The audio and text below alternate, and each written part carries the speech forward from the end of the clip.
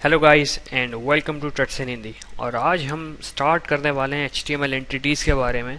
Basically HTML entities का tutorial बीच में इसलिए आया, मैं पहले सोच रहा था कि आपको फॉर्म टैग के बारे में पढ़ाऊँ, लेकिन फॉर्म टैग मैंने स्किप इसलिए किया क्योंकि HTML एंटिटीज़ एक काफ़ी इंपॉर्टेंट पार्ट है हमारे HTML कोडिंग का।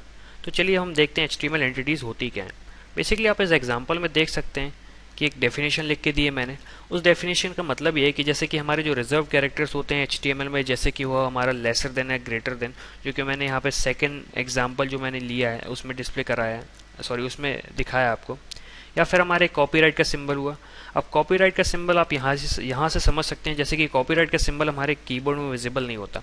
वैसे काफ़ी सारे मैथमेटिकल कैरेक्टर्स या फिर जो हम सिंबल्स कहते हैं, जैसे थीटा हुआ या फिर अल्फ़ा या फिर बीटा, वो हमारे कीबोर्ड में विजिबल नहीं होते, लेकिन जैसे कि कोई मैथमेटिशियन की जो वेबसाइट होती है उसमें वो विजिबल होते हैं, तो वो उसे विजिबल कराता है HTML एंटिटीज़ का यूज़ करके। या फिर अब जैसे कि हमारी कोडिंग वेबसाइट्स होती हैं, जैसे कि W3 स्कूल्स में, जैसे कि आप सिंटेक्स देखते हैं, तो सिंटेक्स में आपको पूरा सिंटेक्स प्रॉपर दिखता है, लेकिन अगर हम उस सिंटेक्स को अगर HTML में लिखेंगे तो वो नहीं दिखेगा।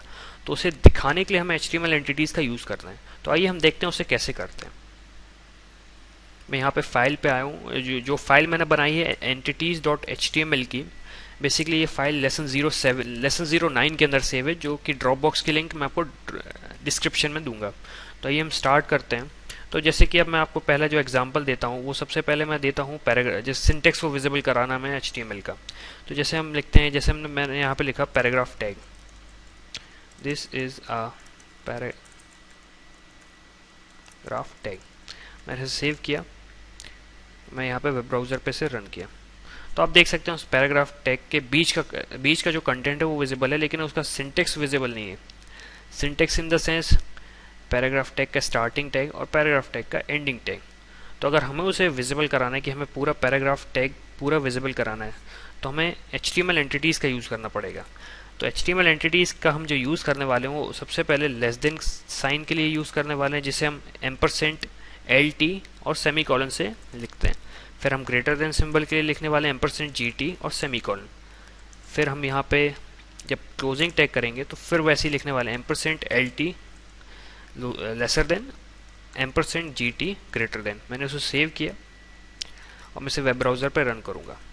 आप देख सकते हैं यहाँ पे पैराग्राफ टैग विजिबल है, जैसे कि यहाँ पे P टैग दिख रहा है आपको और यहाँ पे P टैग क्लोजिंग दिख रहा है। तो बेसिकली पहला यूज़ जो है HTML एंटिटीज़ का ये हुआ कि जैसे कि जो रिजर्व कैरेक्टर्स हैं जो HTML हमें डिस्प्ले नहीं करने देता, सॉरी वेब ब्राउज़र हमें डिस्प्ले नहीं करने देता है, अगर हमें उसे डिस्प्ले करना है तो हम HTML एंटिटीज़ यूज़ करते हैं। तो अब सेकेंड एग्जाम्पल HTML एंटिटीज़ का ये हुआ कि कॉपीराइट का सिंबल। तो जैसे कॉपीराइट का सिंबल लगाने के लिए हम करते हैं दिस इज़ कॉपीराइट सिंबल। तो मैंने यहाँ पे लिखा %कॉपी और ये क्लोज किया मैंने सेमी कॉलन से। मैं यहाँ वेब ब्राउज़र पे आया और मैंने उसे रन किया, तो आप देख सकते हैं यहाँ पे कॉपीराइट का सिंबल आ गया। अब एक टैग मैं एक्स्ट्रा बताना चाहता हूँ आपको। उससे पहले मैं ये बताना चाहता हूँ कि हमारा HTML एंटिटीज़ यहाँ पे ख़त्म होता है।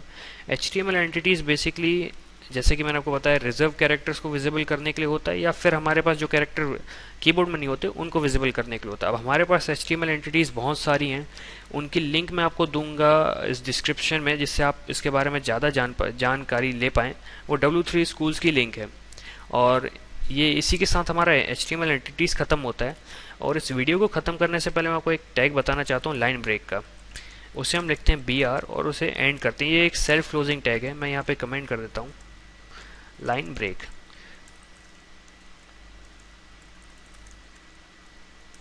लाइन ब्रेक, हाँ लाइन ब्रेक। फाइनली स्पेलिंग लिख ली मैंने उसकी। अब मैं उसे ब्राउज़र पर रन करूँगा तो आप देख सकते हैं डिफरेंस। पहले जो हमें विजिबल हो रहा था वो सिंगल लाइन में हो रहा था, लेकिन मैंने एक लाइन ब्रेक दिया और उसके बाद देख सकते हैं कि एक अगली लाइन से स्टार्ट हुआ this is a copyright symbol. तो देख सकते हैं लाइन ब्रेक का यूज़ हुआ एक लाइन को ब्रेक देने में और हमें अगली लाइन से स्टार्ट करने में। तो इसी के साथ हमारा HTML एंटिटीज़ और एक लाइन ब्रेक जो टैग के बारे में मैंने आपको बताया, ये हल्का सा ट्यूटोरियल ख़त्म होता है। Thank you guys for watching and see you in the next video tutorial.